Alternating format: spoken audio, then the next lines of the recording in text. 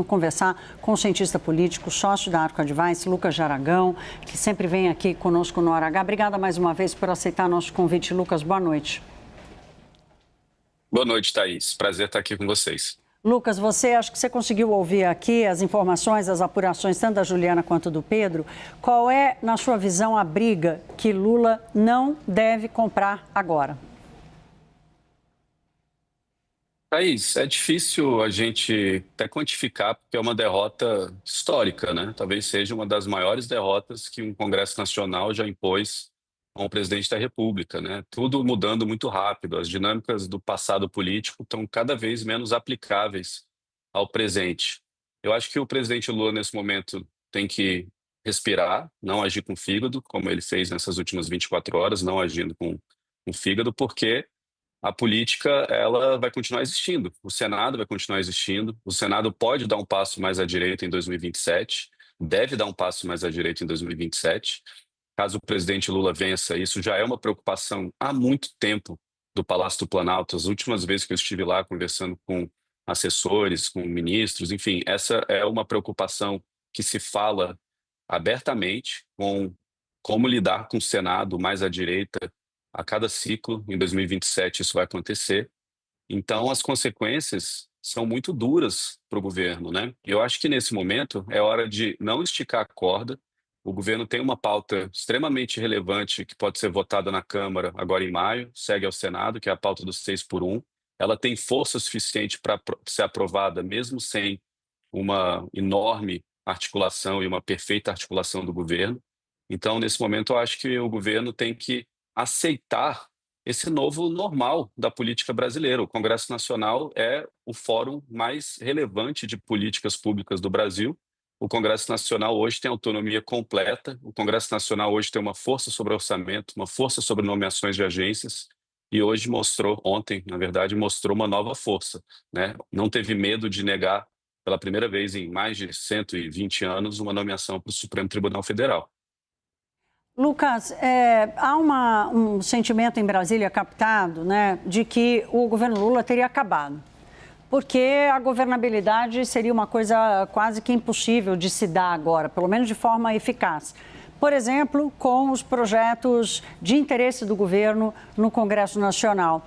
Que interesse a oposição teria de articular e promover aprovações, mesmo que sejam aprovações que todo mundo vai dividir o bônus, caso da escala 6x1, você enxerga, primeiro, para você, o governo Lula 3 acabou? Há governabilidade possível? Há possibilidade da oposição entregar ainda algumas vitórias para Lula, mesmo que seja vitória sobre artigos e sobre mudanças divididas ali, de espólio dividido?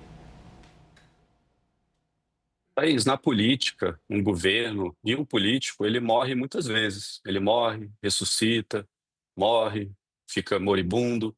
Então, eu acho que a fala, a análise de que o governo morreu, ela é muito prematura. Eu acho que, assim, primeiro ponto, já é um ano eleitoral, onde a inflação política aumenta. Já se tem enorme dificuldade de avançar em torno de matérias complicadas. Segundo ponto, esse Congresso sempre foi uma dor de cabeça para o Lula, sempre foi uma dor de cabeça para o governo. Ainda assim, tivemos vitórias relevantes do governo em algumas pautas, né? O Haddad conseguiu aprovar impostos lá atrás, né? Taxou offshore, taxou fundos exclusivos. Teve algumas derrotas muito relevantes, né? Derrubadas de veto, essas duas derrotas dessas últimas 24 horas, da dosimetria e do Messias. Também teve, por exemplo, a aprovação da reforma tributária, que está certo que é um pouco mais um projeto do próprio Congresso, mas teve a aprovação da reforma do imposto de renda. Então, eu acho que há espaço, sim, para vitórias pontuais daqui até o final do ano. Claro, é muito difícil, porque, o tempo é escasso, já seria difícil em qualquer situação normal, o Congresso tem um ritmo reduzido. Dois, o clima é horroroso e fica difícil a gente imaginar que esse clima fique tudo bem da noite para o dia, né? Então, eu acho que há espaço na 6x1, por exemplo, mais por uma pressão externa, por conta de uma avalanche que pode acontecer em torno do tema, que pode ficar difícil para o Davi Alcolumbre e para o Senado segurar uma pauta dessa simplesmente por conta de divergência política, principalmente se passe caso passe na Câmara com enorme apoio, digamos, mais de 300, 350 votos. Aí chega, imagine o cenário, chega no Senado, a imprensa começa a se mobilizar a favor, as redes sociais, pressão, os deputados e senadores voltam para suas bases para fazer campanha, escutam a importância disso pelo eleitorado, a importância que o eleitorado dá ao tema. O que vai acontecer? Pode ser que vote, pode ser que aprove, não por uma articulação muitíssimo bem feita, mas por vários fatores externos. Mas eu apostaria em pautas assim, que são grandes demais para serem ignoradas, como pode ser que aconteça com a proposta da mudança da 6 por 1. A gente estava tratando aqui agora há pouco, Lucas, sobre a participação política cada vez mais contundente do Supremo Tribunal Federal, de ministros do Supremo, né, individualmente, dentro do Congresso Nacional. Falamos aqui do caso do PL da dosimetria, mas ontem também teria havido atuação política de ministros do STF, como houve a favor de Messias, mas houve também contra Messias. Só que a gente lia o STF até agora há pouco como um aliado do Palácio do Planalto e não do Congresso Nacional. Essa dinâmica mudou? Thaís, não mudou, mas cada caso é um caso, né? Uma coisa é uma coisa, outra coisa é outra coisa. Eu acho que o STF, ele é próximo ao governo e ajudou o governo em muitos momentos, né? O governo se escorou ali no STF para conseguir algumas questões relevantes, questão da desoneração, questões fiscais. Mas agora, nessa questão do Jorge Messias, a gente tinha alguns ministros do STF muito incomodados com a dobradinha que ele fazia com o André Mendonça, com a sua defesa, mesmo nos bastidores, ali, quando ele conversou com os senadores, o ministro Jorge Messias, no caso, sobre ser a favor de um código de conduta, sobre ser a favor de discussões, por exemplo, em relação a decisões monocráticas. Isso levou incômodo alguns nomes relevantes do STF. Então, nesse cenário específico da nomeação, a gente viu ministros que, na percepção geral, podem ser vistos como amigos do governo, como leais ao governo, como próximos ao Lula, trabalhando contra uma pauta do Lula. Brasília é isso. Cada pauta é uma história. É como um episódio do Black Mirror. Cada episódio é surreal e, às vezes, não tem nada a ver com o episódio anterior. Mas aí é tão assustador, né, Lucas? Porque tá certo que a política não pode ter... intrinsecamente, ela não tem tanta previsibilidade, né? Mas a ultrapassagem, o atropelo de algumas regras ali abstratas, mas que, de alguma forma, regiam a convivência entre os poderes, talvez isso esteja sendo um pouco exagerado demais. Agora, eu quero te ouvir sobre impactos para o caso Master e para a eleição. Por onde você começa? Olha, vamos começar pela eleição, Thaís. E eu acho que até um outro assunto, você levanta um ponto muito relevante, antes de eu entrar na minha resposta sobre a sua pergunta, sobre essas dinâmicas, né? O Brasil talvez tenha que fazer uma autoavaliação aí sobre as instituições, né? Será que o Brasil não está na hora de ter uma conversa um pouco mais profunda, um pouco mais madura sobre um parlamentarismo? Porque, de certa forma, aquele presidencialismo imperial dos anos 90, 2000, ele acabou. O presidencialismo de coalizão, que todo cientista político aprendeu ali no livro do Sérgio Abranches, também já não existe mais. Então, as instituições mudaram muito rápido e talvez a gente tenha que discutir uma nova forma de se chegar a um consenso no Brasil. Agora, em relação às suas perguntas, Thaís, eu acho que na eleição o que a gente vê é um centrão cada vez mais distante do governo, apesar de achar que eu não vejo isso como um enorme impacto, porque hoje, com a polarização, os partidos dificilmente vão ter uma adesão automática a um projeto, seja o projeto do Flávio ou o projeto do Lula, né? Vamos ver o PSD, por exemplo. O PSD na Bahia, ele apoia o governo Lula. Em São Paulo, ele apoia o Tarcísio, aliado do Bolsonaro.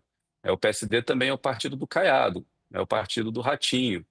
Então, a gente tem um cenário de um PSDB fragmentado. Onde eu quero chegar? A votação de ontem, a rejeição do Jorge Messias, a visão de alguns analistas de que o Centrão desembarcou, eu não acho que tem esse impacto todo, porque para o PSD da Bahia nada mudou. Para o PSD da Bahia ainda é mais jogo estar ao lado do Lula, porque na Bahia o Lula é mais forte que o Bolsonaro. E os partidos vão fazer essa avaliação individualmente e regionalmente. Agora, a gente vê, sim, um Congresso Nacional que, nesse momento, parece apostar mais numa vitória do Flávio. Eu não acho que isso seja automático, não acho que a derrota do Messias e do governo ontem significa que a eleição está ganha para o Flávio, que o Congresso acha isso, mas a gente começa a ver o Davi Alcolumbre, por exemplo, que estava preocupado com a sua reeleição em 2027, fazendo mais afagos à oposição. Ele trabalha ali para virar alguns votos, ele pauta o pele da dosimetria, ele, obviamente, explicitamente já não está no campo do Lula. Isso tem um recado em 2027 o Senado vai estar mais à direita, e ele começa a trabalhar já o papel da sua reeleição. Ele é um político muito experiente, sabe trabalhar como poucos o plenário do Senado, e viu essa movimentação. Em relação ao caso Master, eu não vejo. O primeiro ponto é que o Congresso Nacional está muito assustado com as investigações, porque não tem muita clareza, né? O André Mendonça tem, relator do caso no STF, tem trabalhado de forma muito discreta. Agora, é muito difícil saber qual o impacto disso no caso Master, mas a minha percepção é de que nada muda, do ponto de vista do STF. O André Mendonça vai continuar fazendo um trabalho firme, vai continuar levando adiante o que ele identificar e, pelo que eu sei, pelas fontes que se falam em Brasília, ainda a gente está muito longe de saber o conteúdo total do que foi descoberto nas investigações, e chegamos cada vez mais perto de uma delação ser sugerida ali pelos advogados do Daniel Vorcaro, que deve acontecer em breve. Muito bom te ouvir, como sempre, Lucas. Ontem, a rejeição ao Jorge Messias aconteceu aqui na hora H, no hora H, literalmente, né? A gente até tentou receber você, mas no atropelado ali das notícias não conseguimos. Mas esse ponto da fragilidade institucional foi um ponto que eu destaquei bastante ontem, Lucas, porque eu tenho essa preocupação de um país que precisa funcionar confiando nas suas instituições. Rapidamente, que eu já não tenho mais tempo, mas preciso te ouvir um minutinho, você enxerga qual é o grau de risco institucional que o país vive hoje? Eu acho que a gente está num dos momentos de maior tensão e crise institucional do país. Eu não vejo que essa tensão e essa crise vai virar algo que seja um risco real democrático para o país, de ruptura, nem nada disso, mas eu vejo com muita preocupação que em 2027 a gente vai ver um Senado, a eleição para o Senado vai ser pautada em muitos casos, sobre impeachment de ministro do STF, sobre mandato, sobre decisões monocráticas, sobre código de conduta. Então, eu acho que em 2027 a gente vai ter uma tensão que talvez a gente não viu ainda entre STF e Senado. O que pode acontecer? A gente pode ter discussões sérias sobre impeachment, a gente pode ter um presidente do Senado Federal em 2027 se posicionando a favor disso. É difícil até prever o que pode acontecer nesse cenário. É de muita preocupação. E eu vejo que o Brasil precisa, como eu levantei na minha resposta anterior, discutir o formato da sua construção de consenso, porque a gente está há anos no imbróglio entre um executivo que está operando num software antigo e não se adaptou à nova situação do país, um legislativo muito autônomo e um judiciário cada vez mais proativo. Essa mistura não está dando bons resultados para o país. Não está mesmo, Lucas. Vamos entender. Tomara que a gente faça boas escolhas. Lucas de Aragão, sócio da Arco Advice e cientista político. Meu caro, sempre muito bom te ouvir. Obrigada pelo seu tempo. Uma boa noite para você. Bom feriado. Obrigado para vocês também. Boa noite.